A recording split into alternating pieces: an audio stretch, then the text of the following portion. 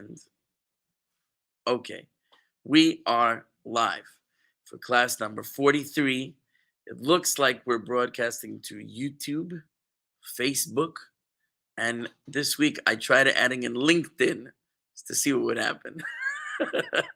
So I have a LinkedIn profile. So if you're watching on LinkedIn, hello. Class number 43, Shir haShirim, Song of Songs. For those of you who are in the live class, I see 3 people in the live class. Could you please just confirm for me, maybe by typing in the private chat, if you can hear and see me okay? Because I think Cliff should be able to, and Hope should be able to, but I wonder if Jerry is able to. Yaakov, are you able to? Yaakov, thumbs up or thumbs down? Thumbs up, he says. Okay. Yaakov, if you wanna ask a question, I'll put you. You have a question? No. Here, I added you in. What's your question, Yaakov? Okay. We've had 2 losses in the last day. Okay. Oh, Rabbi Moskowitz. And I heard. And David Finkelstein. And David Finkelstein. I got that email also. You're right. So let's have in mind 3 people tonight for the class dedication. Rabbi Moskowitz. I don't know his full name. I have to apologize. Moshe. Rabbi Moskowitz from Seattle. What do you know his full name? I've forgotten whether it's Moshe or Mordecai. I think it's Mordecai. I know Morton is his English name. Yeah, I think it's Mordecai, but could be. In any event, Rabbi Moskowitz from Seattle, having in mind for Eloi Neshama, also David Finkelstein from Seattle, and Rabbi Wallerstein. We're going to dedicate tonight's class again to him, as I just found out tonight, maybe his Shloshim, the 30 days since his passing, which is a significant milestone in the passing of time from that event. So we're going to keep those 3 individuals in mind. Rabbi Wallerstein's full name I do know, Zachariah Shimon HaKohen ben Yitzchak. Okay, with that in mind, without further ado, I'm going to share my screen. Any objections? Okay, let's try. This is the view we went with last time, because we had a consensus among those who were here that it's more interesting to have the text smaller and the presenter larger than the frozen text to take up most of the screen. So my hope is that I've sort of expanded the text large enough that, well, not too large, that it's clear. I want to shrink it a little bit. Can I shrink it a tiny bit? How's that? So the text should be clear on the screen. Yeah. But also there'll be a more interesting presentation because you can see a person instead of frozen letters. Okay. We did verse 13 last time. Verse 13 last time. His cheeks are like rows of spices, growing fragrant spice mixtures. His lips were flowers, dripping with fragrant myrrh. We spoke about the commandments at Sinai were like these fragrant spices, and the lips of God that spoke in the tent of meeting, the laws of the sacrifices are fragrant like myrrh. We elaborated on that a lot, and so if you want to see what that's about, you have to visit class number 42. Now we're up to verse 14, describing God's hands or arms, perhaps, and his abdomen. Okay, the verse reads as follows: Yadav gililei zahav mimulaim batarshish Me'ov eshes shein me'ulefes sapirim, which means Yadav Galile Zahav. His hands, but a yad could also refer to the entire arm. His hands or his arms are like Galilim of gold. Now, Galil is hard to translate, and Rashi translated as a wheel. And another word for wheel we know is a galgal, at least in modern Hebrew. A galgal is a wheel. Rashi says ofan, which is a wheel like the ofanim of a chariot, are the wheels of the chariot. So his hands are like wheels of gold, or his arms are like wheels of gold. That seems to be most translations that I've seen.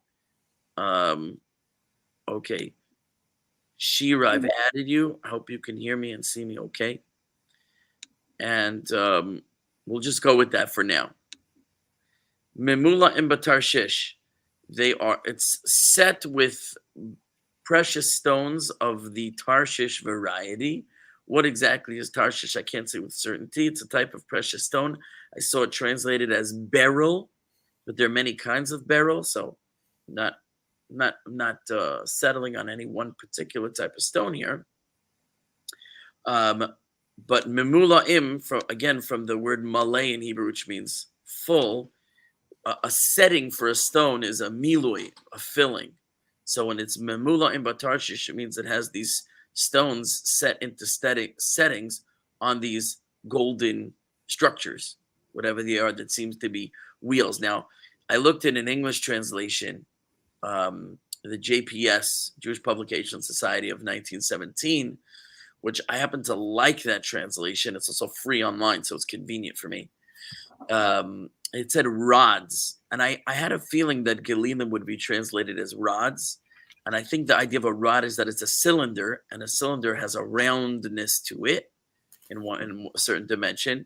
So the idea of Galilim being these round structures like wheels can also be related to rods.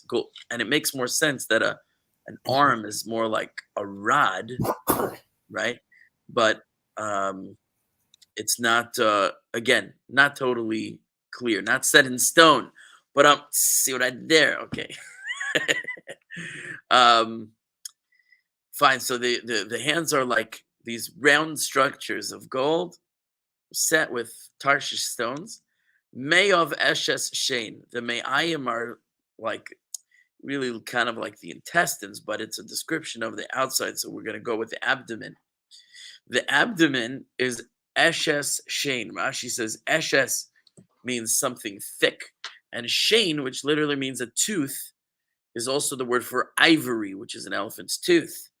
So shein is ivory. That his abdomen is like a thick, smooth slab of ivory. This is the praise of his real strong, muscular, flat abs. Me'ulefes sapirim. Now the word me'ulefes, if a person wears a cloak and he wraps the cloak around himself, so that's called me'ulefes. It's lehis aleph is to be wrapped in something. Also lehis atef. So sort of wrapped in sapphires, meaning this abdomen that is like ivory, smooth and thick, like ivory, is also sort of encrusted with sapphire jewels, decorated with, adorned with sapphire jewels. Okay, arms like golden somethings. Let's call them rolls,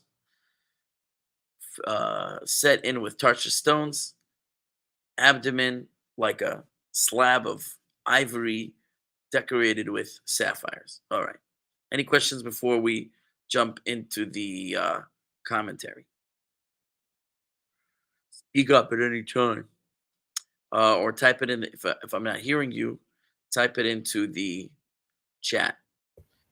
People on YouTube can also comment. On Facebook, I won't see your comments in the live, unless, I'm not sure how to do it. There's a way, if you go to StreamYard.com and you give StreamYard permission to sort of access your Facebook, then the Facebook comments that you put on the video will appear. I'll be able to see them on StreamYard. So You have to figure out with StreamYard.com how to give yourself permission to do that.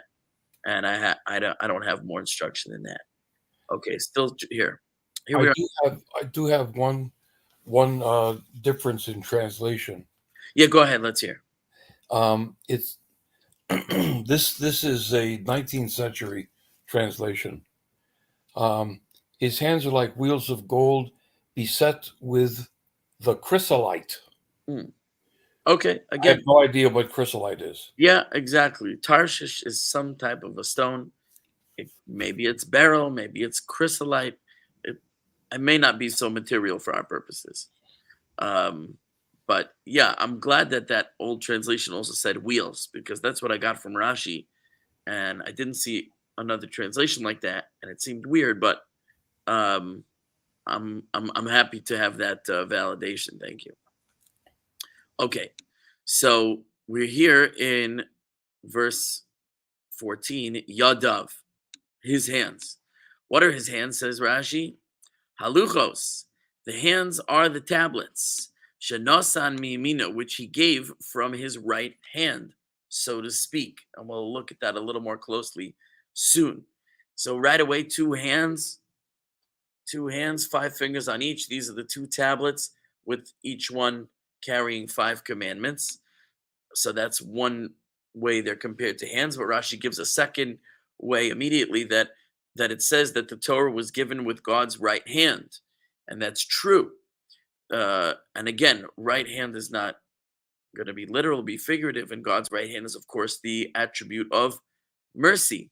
And we spoke in other classes about how the Torah was given for the benefit of mankind. And it was given with, we said last week, panim sochakos. We had up here, panim maspiros v'sochakos, a face which was pleasant countenance. That was the idea of God's cheeks having this pleasant countenance when he spoke the commandments, but also was given from the right hand, which is mercy. And God appeared as sort of like this gentle, wise old man, so to speak. Again, metaphorical, but the idea of gentleness, kindness.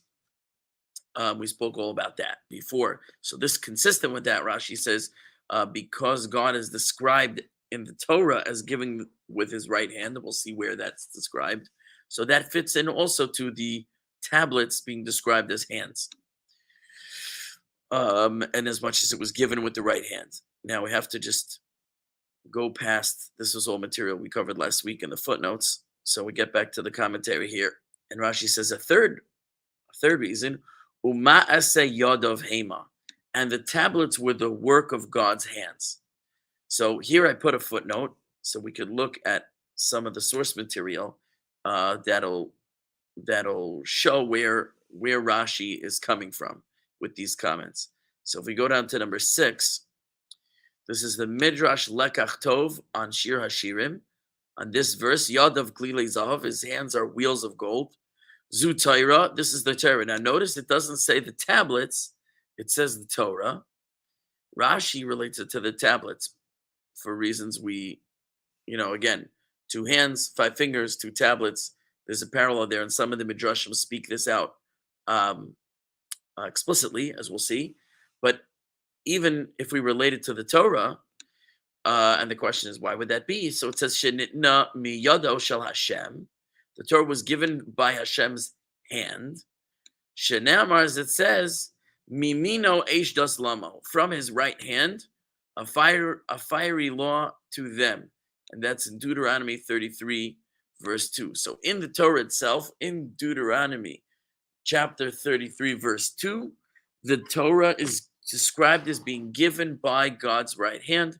It's called a fiery law.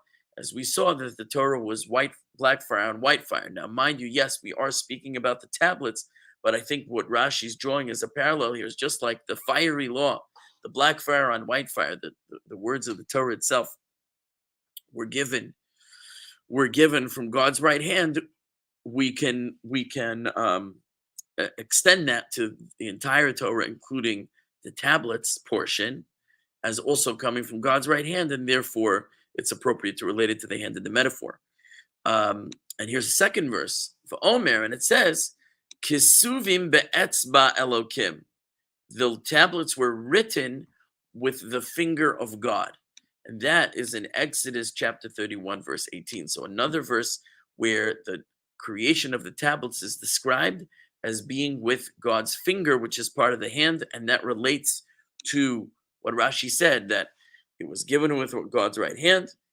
And that's Mimino Eshdas Lamo, the first verse quoted in this medrash. And it was created by God's hand, which is the second verse here. So it seems that Rashi is coming from his source, is at least in part this medrash Lakach Tov.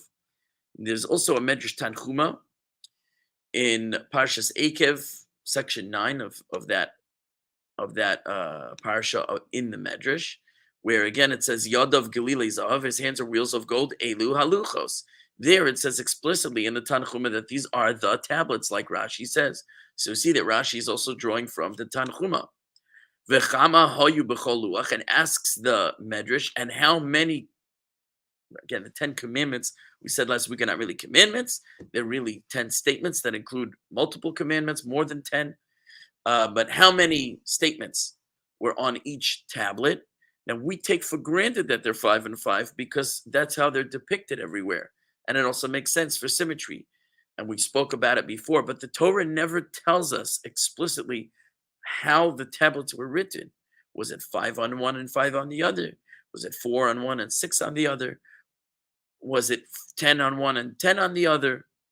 Maybe they were 2 tablets that were identical to one another.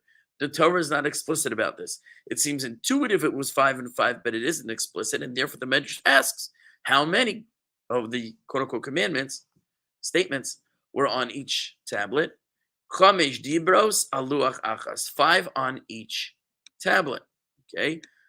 Now the next part of the medrash is going to relate to what Rashi is going to say next. So I'm going to. Okay, I'll read it. We'll see it again in Rashi, and let's be forewarned that it's mysterious. I don't know what this means. It says v'hayu asuyin kimin gelilim bein zelazeh, and between each one were a sort of gelilim. Now, gelilim again is a plural for the word galil, and then it quotes the verse as it says, Yadav Gililei Zav, his hands were gelilim of gold, which Rashi said were wheels. So what does it mean? Between them were wheels? There were wheels between them? There were wheels between what? There were wheels between the tablets? What in the world does that mean? There were wheels between the commandments on the tablets? What does that mean? I don't know. So let's hold that mystery in its place. I want to peek on the next page before I go further. Okay, let's go back up to Rashi. I have to trek upwards. Where is it? Here? Okay. Gililei Zahav, wheels of gold, Elu Hadibros. These are the commandments themselves that were on the tablets. The yad of the hands are the tablets. The wheels of gold is a reference to the words on the tablets, the statements on the tablets. Why? Shebahen Nemar, that it says about them, they are more precious than gold or fine gold. They were more precious than zahav or puz, right? And that's in Tehillim. It says Yud Tes Yud Aleph 19 verse 11. So listen carefully, since the words of Torah are compared in a certain way, contrasted to gold, that the verse says they are more precious than gold. So the frame of reference in the physical world to which we compare the words of Torah is gold, just that the author of the Psalms is saying they're even better than gold in the physical world, which is perhaps a very precious substance. So therefore it's depicted as gold in the metaphor to let us know how precious it is, though of course it is more precious than gold. So the dibros on the tablets, the commandments on the tablets, are depicted as gold. Fine. Amir Rabbi Shua ben Nechemia. This is still Rashi, and he's obviously quoting a medrash because he's quoting one of the authorities in the medrash. Said Rabbi Yeshua ben Nechemia, Maise Nisim Hayu. These tablets were a miraculous piece of work. Shell, to scroll down, Shel sanpirion hayu, they were made of sapphire. V'hayu niglolin, and here's that word again, and they would be niglal. What does the word niglal mean? Again, it's from the same shoresh, the same root as his hands were gililim, wheels of gold. So v'hayu niglal means what? They were rolling, they were turning, spinning. What were they doing, right? So I had two ideas about this. One is, we know the famous depiction of the tablets. When you picture the tablets, the popular depiction of the tablets is they have rounded tops. Rounded tops. Now, where does the picture of rounded tops come from? The answer is, I don't know. However, it is very popularly thought, it has been popularly opined, I heard this many times, that it comes from an artist's depiction, and the artist depicted them as tablets with sort of the blockish bottoms and rounded tops as an artistic depiction of the verse, and I will inscribe them upon your heart, that the law will be inscribed upon our heart. And since a heart shape has rounded tops like this, so the artist depicted the tablets as being blocks that are sort of transforming into a heart at the top to depict the idea of the law being inscribed upon our hearts. That's what I heard, and I thought that was true, and I let it go. And if anyone asked me, that's what I would answer them. Someone once asked me, isn't it because it's meant to signify how the luchos, how the tablets came from heaven, and the idea of something being round is meant to indicate that it's sort of not so rigid in its shape, and so coming from a spiritual world which is less physically rigid, and entering the spiritual world, it goes from rounded to blockish. The tablets were meant to indicate a sort of connection to spirituality, to the above, to the infinite, and therefore it goes from square to round to represent this soft transition. And shalom, Facebook user. Okay, a Facebook user whose name is Facebook user, as far as I can see, figured out how to put a comment, how to send me one of their comments. They say shalom, I say shalom back. So, and I said, nah, it's not because of that. It's because everybody knows it's the artist depiction. I still don't know. But when I read these comments, which is Rashi's comments from the Medrash, which we'll see, it says they were niglolin. Maybe niglolin means they were round, like a wheel. Maybe it's meant to say the tablets had a rounded form. Maybe that's what it means. They had a rounded form. And if they had a rounded form, it might explain a little bit what we saw in that other medrash, that between each of the commandments, there were these galilim. Maybe there was sort of I don't know exactly what it would look like, but in other words, there was a rounded shape, so that not everything was written on a flat surface, but sort of between each commandment, you had to like turn the tablet a little bit around the rounded form of it to see the next one, like a magic 8-ball. No, but like maybe the tablets had a rounded form, and so maybe you had to turn them around to see what was on all of them. So between each commandment and each commandment were a roundedness to them. I'm really stretching here. Like the Babylonian cuneiform tablets or something? I don't know. What can you tell me about the Babylonian cuneiform tablets? Were they rounded? They were cylinders. They were cylinders. From the pictures that I've seen. Uh-huh. So the fact that they were cylinders, and this seems to indicate that the tablets had a cylindrical shape because they were rounded like wheels. And between each one of the statements was some kind of rounded form. And it says they were made out of sapphire, and they were Niglulin. Again, Niglulin means what? Rounded? I don't know. The language here seems to indicate that, and I wonder if that's where it comes from, the depiction as the tablets of having rounded tops. Don't know. But the question is, what?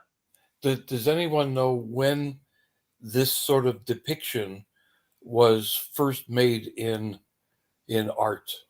I don't know. I'm sure it's knowable. I'm not sure it's knowable. I imagine it's knowable, but I don't know. I didn't research it. Do you know? I have a guess. I would guess like Renaissance. I'm going to see if I can find those. Okay, now I remember from my art history classes back in the Dark Ages, 60 some odd years ago, that Greek art was all post and lintel. There was nothing rounded. It was just, but it was the Romans who introduced the notion of the archway. So I'm wondering whether that, whether what we now see was first depicted during Roman times. I don't know. That's an interesting insight. I don't know. I see Sue McIntyre has commented, "Shalom, thank you," and I say, "Shalom, and you're welcome." So it's a little mysterious, but the question that remains to me is: it says, "Oh, these were a miraculous creation, right?" Where did I see it? In Rashi, right? Maaseh nisim hayu. This was an act of a miracle. And it seems to be describing what was so miraculous about it. It was sapphire, and yet it was round. Now, is it so unheard of for a sapphire to be round? Maybe. I don't know if I've ever seen a round sapphire. When you have crystalline formations and you want to, chisel them into some other shape, maybe you always kind of have to chisel the crystalline formations into straight edges, because that's the formation of the molecule. You don't see a diamond that's a ball. You see a diamond that has sort of straight edges all around. And more or less, that's how you see all the different precious stones being. So maybe the miracle is that even though it was made of a sapphire material, it had this rounded form to it. But one of the commentaries that I saw said, no, Niglulin here means more or less what it would literally mean, which means to be rolled. And rolled means like a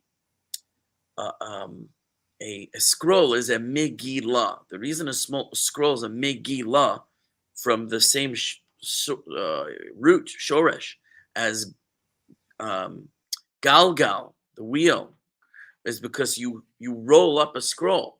You roll it up. It's rolled. So it's a megillah.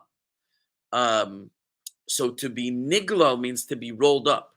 Somehow these stone tablets, when Moshe was done reading them or whatever, he would roll them up, stick them in his pocket or something. It doesn't say that explicitly, but it said that even though it was made of stone, they could be rolled up, like a Torah scroll is rolled up. Somehow even the tablets could be rolled up like a scroll. So I don't know what that means. Maybe that's what it means, that between each commandment was some space that could be rolled. Maybe the tablets were the two tablets were actually rolled onto two scroll posts, like a Torah scroll, and it was made out of sapphire, but it was rolled up like a Torah on two posts. Maybe that would certainly be miraculous, and that might also be what it's describing. They were two tablets, but they rolled up like a scroll. Very strange and mysterious, but just trying to make sense of the words. So Rabbi, sent me something. I have a question. The cylindrical cuneiform tablet. Yeah, I don't know how much light that sheds on it. But who's speaking? Is that Shira? Go ahead. Yes. So these tablets that you're talking about are the first one before they were shattered by Moshe Rabbeinu? Could just repeat what you said again. Go ahead. Repeat it, please. So these tablets that we are talking about, the Sapphire tablets, They are the first ones, right? The ones that were written by Hashem with his own. Let's say I answer you yes, but I want to know, why do you assume it's the first ones?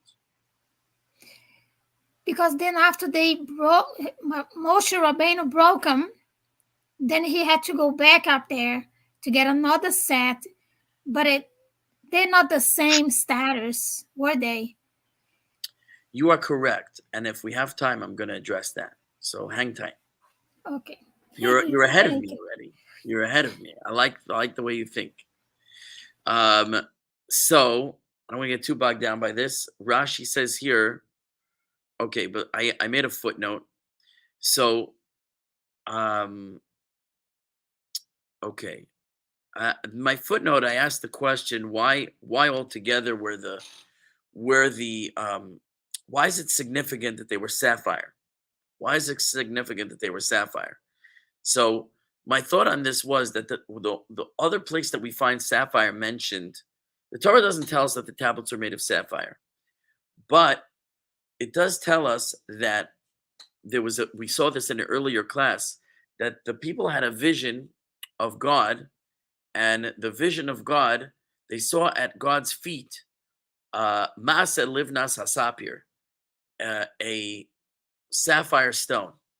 We explained over there that the sapphire stone there represented the slavery in Egypt, that the Jews had to work with stones, and that by God depicting the stone at his feet was saying that when you were enslaved, I was also enslaved. That when you are in pain, I am in pain, and then it said it shone brightly like the purity of the sky. And we said that was the redemption. The vision of the redemption was this bright, pure light. So this idea, I thought, is that you have these stone tablets that are made of sapphire, and so on the one hand, you think of stone as like the bricks in Egypt. It's like the yoke of slavery, carrying stones. So God's giving us a law, and we're like, oh, it's a burden. It's this big, heavy stone. But no, it's that sapphire stone that they saw in the sky. And when God revealed himself as a merciful teacher, and as a merciful God, who's saying this law which is etched in stone is not like the stones of slavery. This isn't a stone of burden. This is a law that's given, as Rashi said, with mercy. It's given with my right hand. And maybe that's the idea of the stone being soft, that even though it was sapphire, it was roll upable, right? It had a soft edge. If it was rounded, it had a softness to it, so that even the stones that come from God, even when God sends a stone, the stones God sends are merciful stones. And we look at the judgments, and we look at the harshness and the strictness that comes from God, and we say, really, ultimately, it comes from a place of mercy, and it's from our benefit. Maybe that was the idea of the depiction of the tablets as sapphire stones, is to depict this idea that God's stones are soft, God's stones are merciful, God's stones come from a place of mercy, and they end in a place of mercy, even if in the middle it looks like hard work. It's just a thought I had, and I jotted down. And that could somehow fit into the meaning of the sapphire stones being rounded or being rolled up, etc. And Yeah. it's beautiful in a gem. A gem. I see what you did there. But here in footnote number 8, that they were rolled up. So this is in Shir haShirim Rabbah, the Medrash on Shir haShirim, that it says his hands were like wheels of gold. These are the tablets of the covenant, and as it says, the tablets were the work of God, like Rashi said. And then they were golden, like words of Torah, which are said more precious than gold. Okay, and here's Rabbi Yeshua bar Nehemiah that Rashi quoted, that it was the act of a miracle. They were rolled up. They were made of sapphire. Okay, now before I get to the next part, I think we should go a little further. Okay, Davar Acher. Another interpretation of the idea of it being a wheel is al shem shemegalgelos tova la'olam, that they bring good into the world. But here, interesting, there's a Hebrew idiom of bringing good into the world. The Hebrew idiom for bringing something into causing something, causation, is described in Hebrew as a galgal, a wheel, or even like in the ocean, a wave. It's this idea of the rolling wheel. When you get the ball rolling, and then once you get the ball rolling, it continues on its path, and it just turns, and wherever it goes is a result of, it's the effect of that initial push, that initial getting the ball rolling. So cause and effect in Hebrew is described as a galgal, as a turning wheel.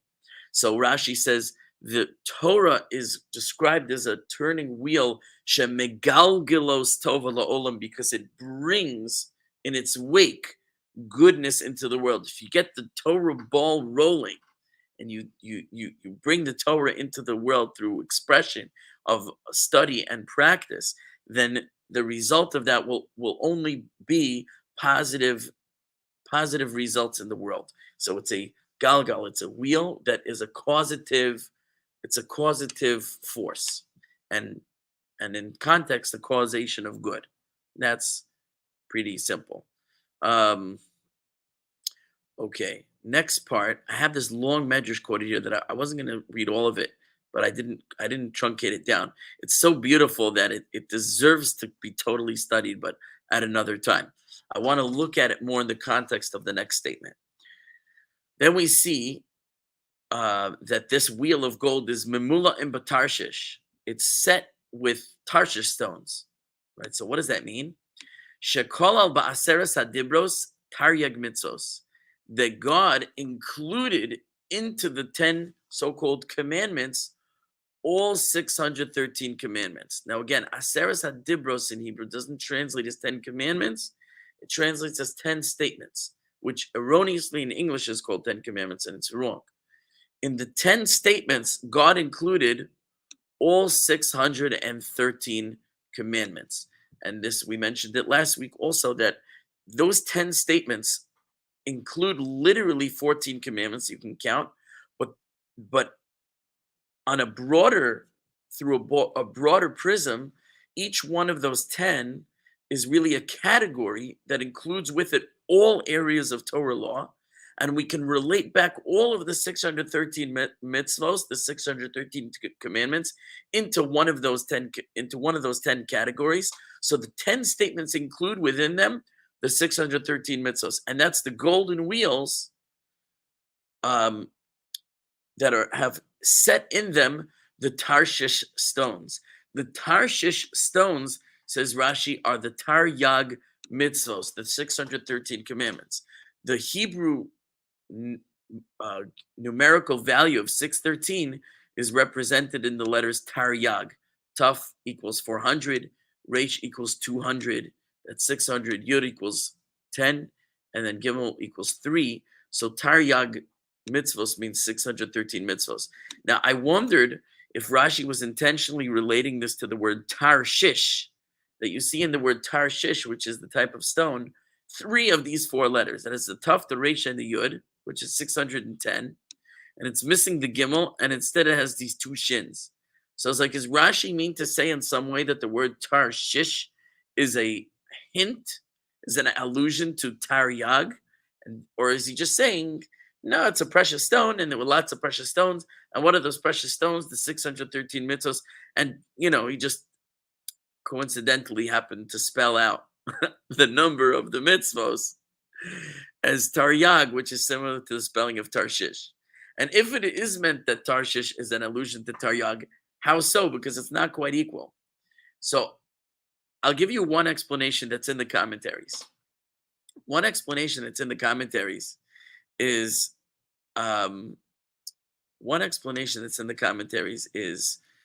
that the numerical value of Tarshish is equal to the numerical value of the words. I wrote it down. He says of the words kol hamitzvos taryag. In other words, if you take taryag, 613, it's definitely included within Tarshish, because Tarshish is Taf is 400, Reish is 200, Shin is 300, and Yud is 10. So if I have 400, 200, 300, 10, and 300, so altogether I have 1,210. So certainly I have in 1,210, 613. And then left over, I have another, whatever the number is. I'm not good at math, right? So 597, something like that. So what do you do with the other 597? If you take the words kol hamitzvos in Hebrew means all the commandments, and you add up the numerical value of the word kol hamitzvos, all the commandments, that's 597, if I'm doing the math right. So if you say kol hamitzvos taryag, all of the commandments are 613, that statement, all of the commandments are 613, kol hamitzvos taryag, that statement equals Tarshish. So in the wheels of gold was Tarshish, kol hamitzvos taryag, all 613 commandments. Okay, that was one writer's attempt of relating the word Tarshish to Taryag, is if you make it into a statement, kol hamitzvos Tarshish. All the commandments are 613, that equals Tarshish. Okay, it's pretty good. It's pretty good. It's pretty impressive. I had a second idea, which is wild. And it's so wild that I wouldn't believe it myself until I saw the medrash that I'm going to quote to you. And once we do that medrash, then we have to still do the ivory stomach, and we're running out of time. So I'll try to go quick. But my idea was this. My idea was, are you ready to get crazy with me? Tarshish is Taryag, except for the Gimel and the Shin. Okay? So we have Taf Reish Yud. Whoop. Now we have to square the Gimel on one hand, Taryag, which is the number 3 that's left over, and the Shin. Now there's something called Gematria Kitana. Gematria Kitana means that I add up the individual digits of a gematria being numerical value. So that, for example, we used to learn as kids that the Shabbos is the 7th day. And so you want to eat foods on Shabbos that are appropriate for Shabbos. And what are the foods that are appropriate for Shabbos? These are the foods that have a numerical value of 7. What foods have a numerical value of 7? Well, dag, fish, has a numerical value of 7 because Daled and Gimel, dag. Daled is 4 and Gimel is 3. Dag is 7. Fish, 7. Fish is appropriate to eat on Shabbos. Basar is meat. Meat has a gematria of 7. How so? Well, bet is 2. Basar, spelled bet shin resh. Bet sin resh. Technically, but sin and shin are the identical letter. So, bet is 2, sin is 300, and resh at the end is 200. So it's 502. Well, that doesn't equal 7. No. Then you add up the digits of 502. 5 and plus 2 plus 0 is 7. So basar is 7. That's what's called gematria kitana, literally small gematria. Small gematria means we don't just take the numerical value of the word. We then add up the digits till we get one number. So small gematria. So the small gematria of shin, which is 300, the small gematria is 3. So now my shin is my gimel. So tar shi, or tar yash would be 613 if you use the shin in small gematria. But there's another shin there. So I say, okay, we needed a word. We said tarshish. It has all the letters of taryag if you make the shin into a small gematria. And you could imagine the 2 shins are really just 1. So if I take the 2 shins and I imagine they're 1 and I turn it into a 3, so then I have taryag. Beautiful. It's so crazy as to sound ridiculous, right? What I'm saying. But I'm saying it's poetic. It's poetic. So tarshish, that's the hint. That's the hint to taryag because you have the shin instead of the gimel. Okay, there's 2 shins. Okay, but shin is shin. And it's 3, and that's the gimel, tarshish, taryag. Oh, beautiful. That's what Rashi's doing. So the medrash, I don't know where Rashi gets it. I didn't even find the medrash that says this. So Rashi's doing it. I'm like, that's what Rashi's doing. Gematria katana with the shin. Now, you think that's crazy, right? Let me show you Let me show you a medrash I found. After I made this up, I found the following medrash. Here we'll go up to that big yellow, the big yellow. Big yellow.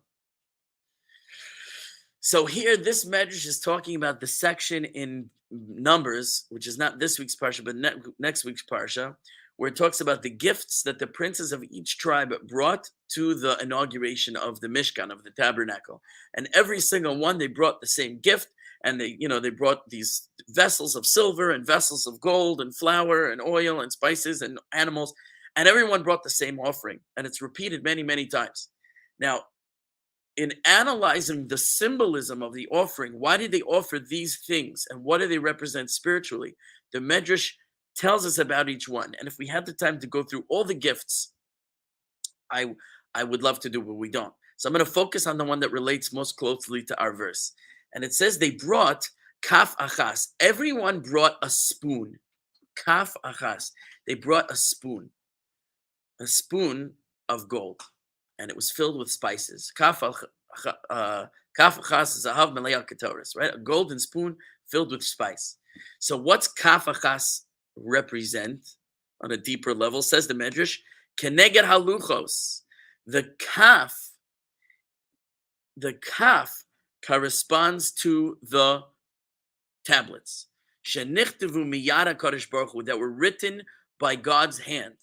Now, a kaf in Hebrew also, besides meaning a spoon, also means, does anyone know what it means? A kaf means a hand. Now, you say, no, a yad is a hand. It's true. But there's something called kaf hayad. Kaf hayad is the palm of the hand. Okay? And if I cup my hand like this is making like a spoon shape. I can spoon my hand. And that's why a spoon, a kaf, is the same word as my hand, because I can spoon my hand like this. We call cupping the hands in English. Kaf, cup. Same thing in English. I cup my hands. So kaf is a hand. It's also a spoon. Kaf hayad is the palm of the hand, but a kaf could represent a whole hand. So the kaf that they brought represents the tablets which were made by God's hands, just like we saw in our verse and commentary. Keman desema, as it says, it says in Exodus, the tablets were the work of God.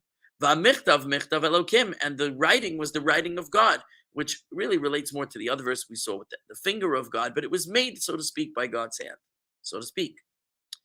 It says it was asara zahav. The weight of the spoon was 10 in gold. 10 gold. 10 gold was the weight. Oh, 10 gold. These are the 10 statements, the 10 commandments, shayuksiv meluchas, that were written in the tablets. Thank you. And they're gold, just like it says in Shir haShirim. This medrash comes to Shir haShirim. It says, look, his hands were wheels of gold. So the kaf, the spoon of gold, the hand of gold, the tablets, the commandments, all fits together. And it says that the Torah is compared to gold. Fine. Then it says this, listen, the spoon was melea ketores. It was filled with what? Ketores, spices. Shetaryog mitzvahs belulos behen.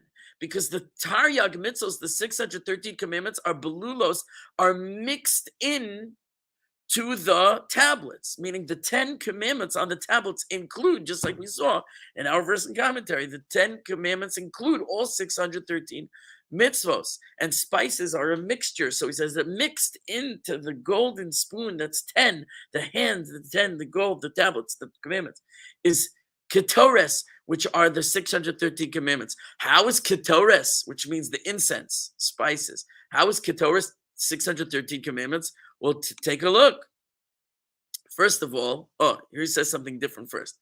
He says, there are 613 letters from the beginning of the 10 commandments, from the word Anochi, I am the Lord your God, until Asher l'reacha, that which belongs to your fellow, that you shouldn't covet. The end of the 10 commandments, from beginning to end, there's 613 letters. I'll be honest with you, it didn't count. The Medrash makes a claim that there's 613 letters, hinting to the 613 commandments that are found in the 10 so-called commandments, 10 statements. And yeah, Sheva Yeseros, and it says, and there's, apparently it says there's 7 extra letters, so maybe it's not 613, but there's 7 extra, which correspond to the 7 days of creation. So maybe there's 620 for the 613 commandments and the 7 days of creation. What's the connection? To teach you that the 7 days of creation, the creation of the world, were only brought into being for the purpose of the Torah, for the purpose of giving the Torah and keeping the Torah. The whole world was made for the purpose of the Torah, fundamental idea, which we spoke about in the very first Shir haShirim class. Go back to class 1 for more on that. And that's what it means that it was full of ketoris, it was full of incense. Shekain kuf mischalefes bedalid. Listen to this. You ready? Here it's crazy. The letter kuf can be replaced with the letter dalid. Atbash gardak. Now let me explain what this means. One of the methodologies of Gematria, I told you there's plain Gematria of just the numerical values of the letters. There's Gematria Kitana that I explained before where we add up the digits. But there's also Gematria called Atbash. Atbash means that we replace the first letter Aleph with the last letter Tuf, like a code, like a decoder ring. Aleph, wherever you see an Aleph, put a Tuf. Bash, because Aleph is the first letter and Tuf is the last letter. Then go to the second to last and the second letter. Bash, Bet, and Shin. Bet is the second letter, Shin is the second to last. Wherever you see a Bet, replace it with a Shin. Gar, Gimel's the third letter, Resh is the third to last letter. Gimel switches with Resh.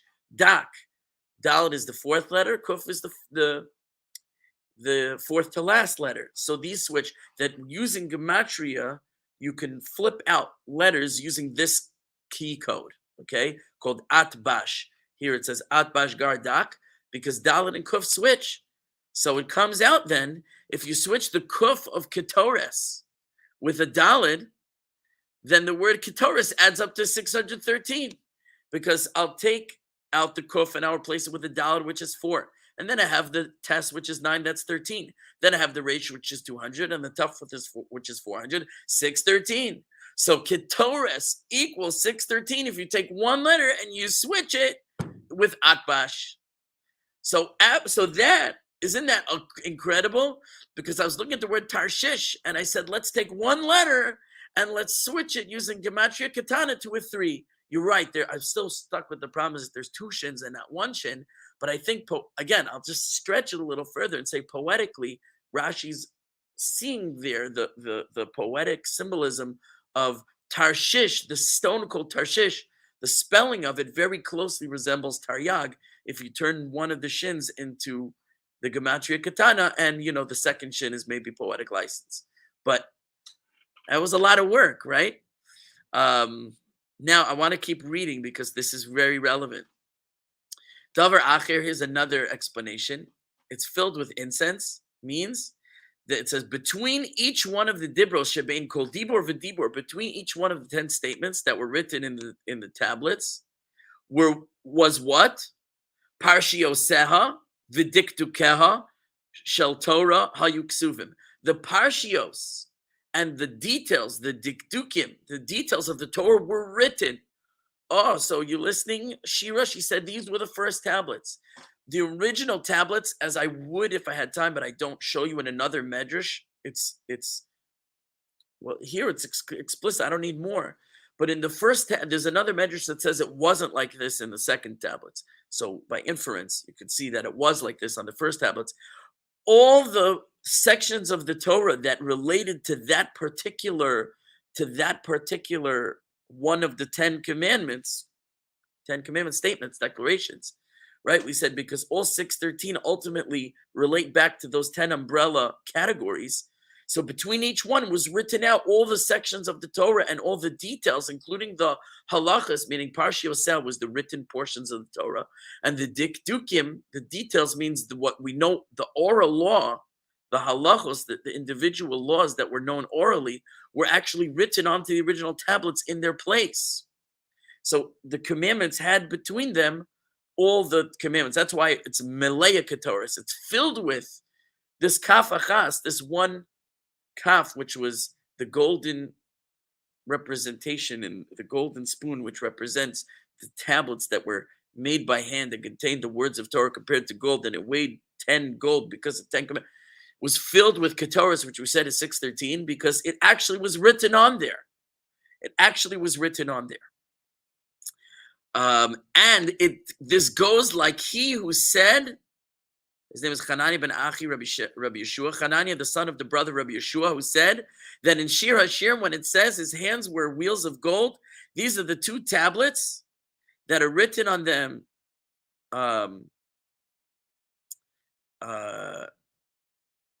Look, it says they're written by the finger of God. Galilei Zahav. They were wheels of gold. Mahag. Why was it called Gal? Listen to this. Ready? Boom. Your brain's gonna explode. Why is it called Galilei Zahav? Wheels of gold. But I said also Gal. Gal could mean a wave in the ocean. Waves in the ocean are called Galim. Maha Galim halalu. Bein Gal Godol Gal Godol Galim Ktanim. Just like the waves of the sea. You have big waves, but in between the big waves, you have small waves. You have small waves and big waves. In between the big waves are small waves.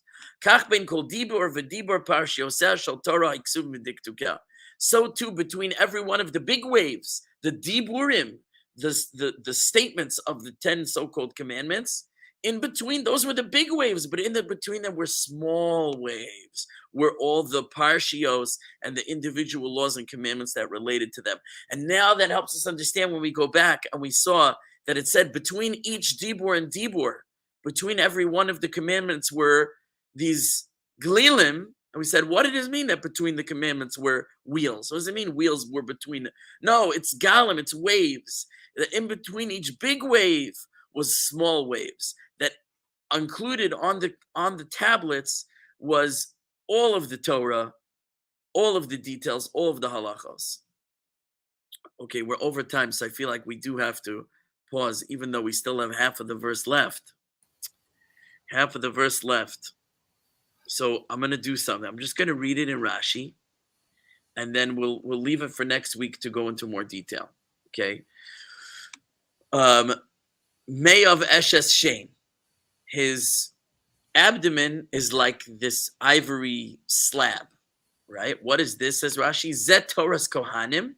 This refers to the Torah's Kohanim. Torah's Kohanim literally means the Torah of the priests, the Torah of the law of the priests, if you will. But it really refers to what's called the book of Leviticus. Leviticus meaning having to do with the Levites, the Kohanim priests being a sect of the Levites.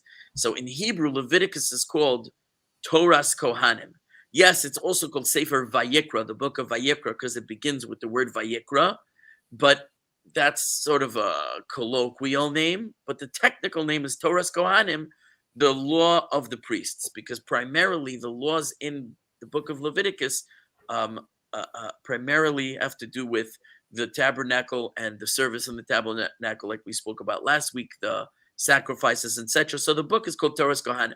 Torah's Kohanim is God's midsection, his abdomen.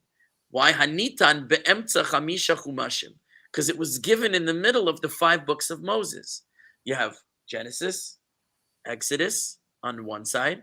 On the other side, you have the last book, Deuteronomy, and before that, the book of Numbers. And right smack in the middle, you have Leviticus. Leviticus is the midsection. So when we talk about God's midsection, we're talking about the book of Leviticus. Just like the abdomen, which is in the center of the body. Now you'll see here, I have footnotes, but those I'll have to wait. Eshes Shein, a slab of ivory, did I say ivory? Ivory. Mi'ulefes sapirim, decorated with sapphires. Niris chalaka ke'eshes shein. It appears smooth, like a slab of ivory. However, vehi sidura diktukim rabim, but it is an arrangement of many, many details. Gezeros shavos uvinyan av v'kalam v'chamurim. This really takes time. This idea of a gzera shava, what's called a gzera shava, and what's called a binyan av, and what's called a kal v'chomer, which Rashi references here, are all different, what we call the hermeneutical principles. These are all principles of Torah interpretation that were handed down to us by oral tradition, through which the rabbis were able to derive the laws from the plain text. So even though the text appears to be plain, and I really have a lot to say about this, actually it's me'ulefes sapirim. It's really decorated with sapphires. There's many, many jewels that are packed all over this text if you know how to excavate them. And so for that, we have these many hermeneutical strategies. So it's a slab of smooth ivory, but it's decorated with sapphires. The text appears clear and smooth, but it's full of many, many details that need to be excavated through the hermeneutical strategies. So this is very unclear, and I want to clarify, but we don't have time. So we'll suffice to pause here. Just as by way of summary, what we spoke about is the hands of God are the 2 tablets, each one with 5 commandments on them. Gold, because the words of Torah compared to gold, and they're called gelilim, which are these rolling structures. Again, there's some mystery to that. We said it could be because they have a causative effect of bringing good into the world, or like we saw at the end, they have this wave-like quality that the 10 so-called commandments really are these big waves that contain between them many, many small waves, like an ocean, and those are all 613 commandments that are contained in them, and that is the depiction of that it's set in with beryl stones. The Tarshish are the 613 commandments which fill in the so-called 10 commandments on the tablets, like small waves in between big waves. And we said much more, but you could always review the class. That's our basic content. We'll pause here. I'll take questions for 5 minutes, and then I gotta go.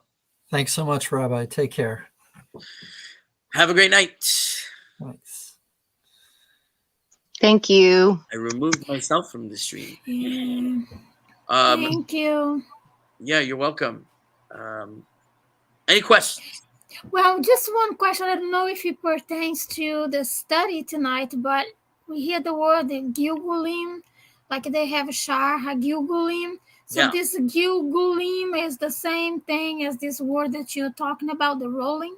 Yeah, it is the same word, a Gilgul, and the idea is similar. And maybe because I'm not a Kabbalist, I can't explain it more deeply. But the idea of Gilgul Nishamot is sort of like the what's called not resurrection. It's reincarnation. Also sometimes called transmigration of souls. Is this idea of like one Gilgul is like one rolling. You rolled through the world once. You had one Gilgul, and that was your like. You started out on your journey, and you rolled on through till you got to the end, and then you're sort of given a second roll. So it's like another Gilgul, another roll of the dice, but not dice, like another roll of the bowling ball. It's just, it goes to the end of the lane. It knocks down whatever pins it knocks down. It leaves a few up, and then it goes back on the track, and it comes rolling back. Roll, back, and it pops out the machine, and you pick it up, and you roll it again. That's like the best analogy I could give. The idea of Gilgul Nishamos, this idea of repetition, the repeating process of going through life. That's the idea of repetition. It's a Gilgul. It's a rolling around and around. It comes around again. Gilgul Nishamot. So the picture in my mind is like the bowling ball goes down. Sometimes you get a strike, but sometimes you miss. You get a gutter ball. You leave a few pins standing. So you need another roll at it to get a spare. You got to get a spare. That's the idea of Gilgul, that we left certain pins standing in our life that we were meant to knock down. We didn't complete our mission. So God rolls the ball back to us, and we get another shot at it. That's the idea of Gilgul. It's a turning again of the wheel. We get a second. Yeah, that's very nice. Second go around. Second go around. Even in English, we have the same phraseology. We have a second go around. That's the idea of Gilgul. Nice. Yeah. Thank you. Okay, you're welcome. I'll take a question for one more minute. Any questions? Okay. that's it. We'll call it a night. Thank you all for attending live. Thank you all for attending on the various YouTube or Facebook or whatever or LinkedIn, whatever platform you watched on. And I have a question. yeah, go ahead.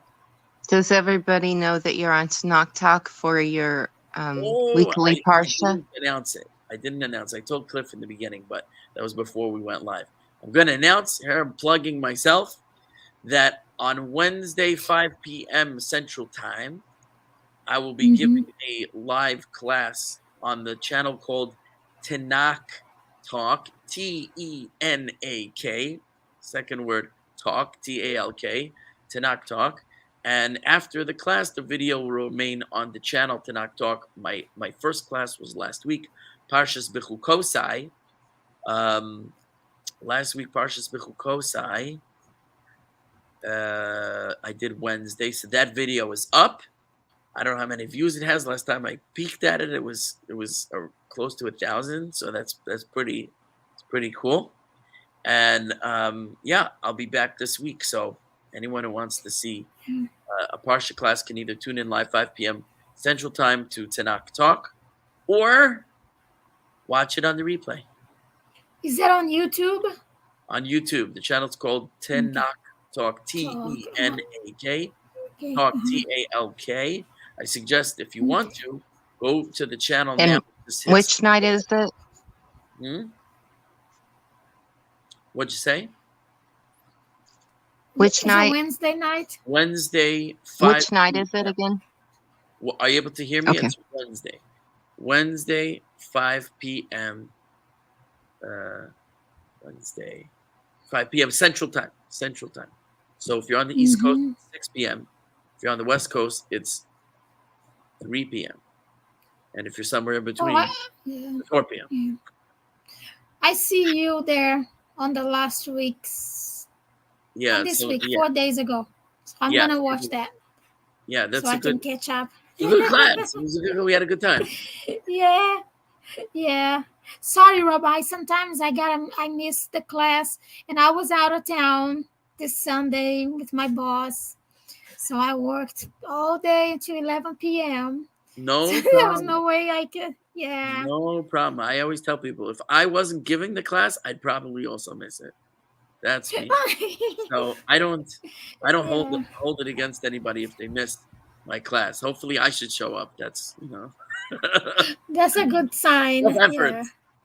I showed up. Well, nice. It's worth it though to listen. So Yeah, I think we said some good things on that class. Next week we'll pick up with the end of this verse, which has some good stuff in it. Yeah. Okay, everybody have a great night and a great week. Maybe see you Wednesday. Thank you. 5 p.m. Central Time, Tanakh Talk. I'm gonna put on my calendar. Bye-bye. night. Good night.